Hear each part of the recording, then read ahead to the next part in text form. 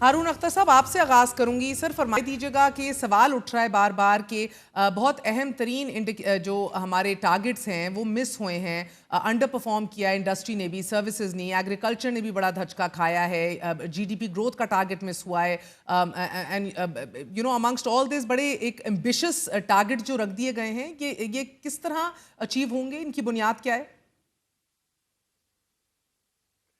जी, सबसे पहले तो एफबीआर ने 26% ग्रोथ अचीव की है against a nominal GDP growth of 7.3%। तो इसका मतलब है कि जो 18% ग्रोथ हुई है, इसके अंदर एडमिनिस्ट्रेटिव मेजर्स भी शामिल हैं और कुछ एक्स्ट्रा टैक्स मेजर्स शामिल हैं। तो जहाँ तक आपकी इन्फ्लेशन से ग्रोथ मिलनी थी और जीडीपी से ग्रोथ मिलनी थी, उससे कहीं ज़्यादा ग्रोथ अचीव की है। दूसरे नंबर पे आ जाए जीडीपी में एक सेटबैक हुआ है और वो सिर्फ इस वजह से हुआ है, एग्रीकल्चर में आपकी लेस देन 1% हुई है। एक तो हाई बेस इफेक्ट था उससे पिछले साल का, जिसमें 6% से ज़्यादा हुई है। दूसरा, ये पूरे रीजन में क्लाइमेटिक चेंज की वजह से, ग्लोबल वार्मिंग की वजह से, जिसकी वजह से पाकिस्तान हिट हो रहा है। और पाकिस्तान में इसीलिए रिजिलियंस सस्टेनेबल फैसिलिटी मिली है आईएमएफ की $1.4 बिलियन की।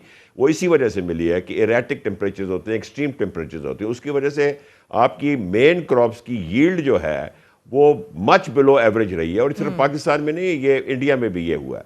अच्छा, जो दूसरा हिट हुआ है, industrial sector as a whole नहीं हिट हुआ, उसने तो अच्छी वाली आपको 4-4.5% ग्रोथ दिया। उसके अंदर एक बड़ा important factor large scale manufacturing होती है, वो हिट हुआ है और उसका वो स्टैटिक रहा है। और उसकी बेसिक चीज़ ये है कि आपकी इंटरेस्ट रेट ज़्यादा थे, जो अब कम आ गए हैं, 22% से 11% पे आ गए हैं।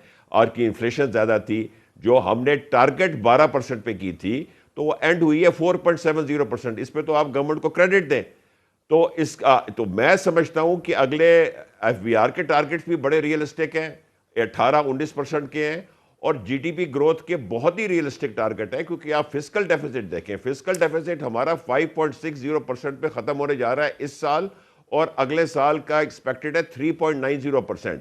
अभी तो हम बिल्कुल तैयार है 6-7% ग्रोथ की, मगर वो हम चाहते नहीं है, क्योंकि हमारी रिजर्व्स की चैलेंज है। और दूसरा, हम आईएमएफ प्रोग्राम के अंदर हैं, वहां जो पैरामीटर है, वो मेजरिंग गेज जो है, वो फिस्कल डेफिसिट नहीं है, वो प्राइमरी सरप्लस है।